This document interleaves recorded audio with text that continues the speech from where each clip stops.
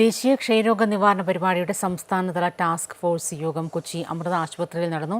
എല്ലാ മെഡിക്കൽ കോളേജുകളിലും ക്ഷയരോഗികൾക്ക് കിടത്തി ചികിത്സയ്ക്കുള്ള സൗകര്യമൊരുക്കാൻ യോഗത്തിൽ തീരുമാനമായി. ആരോഗ്യവകുപ്പ് പ്രിൻസിപ്പൽ സെക്രട്ടറി മുഹമ്മദ് ഹനീഷ് യോഗം ഉദ്ഘാടനം ചെയ്തു.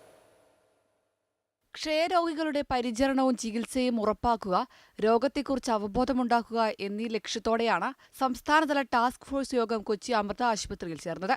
മെഡിക്കൽ കോളേജുകളിൽ ക്ഷയരോഗികൾക്കായി നിശ്ചിത ശതമാനം ബെഡുകൾ മാറ്റിവെക്കുന്നതിനുള്ള നടപടികൾ സ്വീകരിക്കാൻ യോഗത്തിൽ തീരുമാനമായി.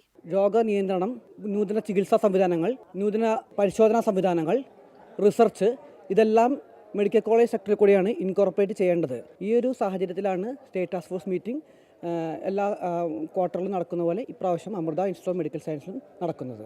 കോവിഡിന് ശേഷം പല ആശുപത്രികളിലും TB വാർഡുകൾ ഒഴിവാക്കപ്പെട്ടതായും ഓരോ ജില്ലയിലും ചുരുങ്ങിയത് 3 TB സെന്ററുകൾ അനിവാര്യമാണെന്നും യോഗം വിലയിരുത്തി.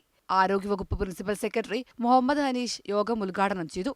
നാഷണൽ ഹെൽത്ത് മിഷൻ സംസ്ഥാന ഡയറക്ടർ K. സജീവൻ ബാബു, സംസ്ഥാന മെഡിക്കൽ വിദ്യാഭ്യാസ ഡയറക്ടർ ഡോക്ടർ തോമസ് മാത്യു, സംസ്ഥാന TB officer doctor K. Rajaram എന്നിവർ യോഗത്തിൽ സംസാരിച്ചു.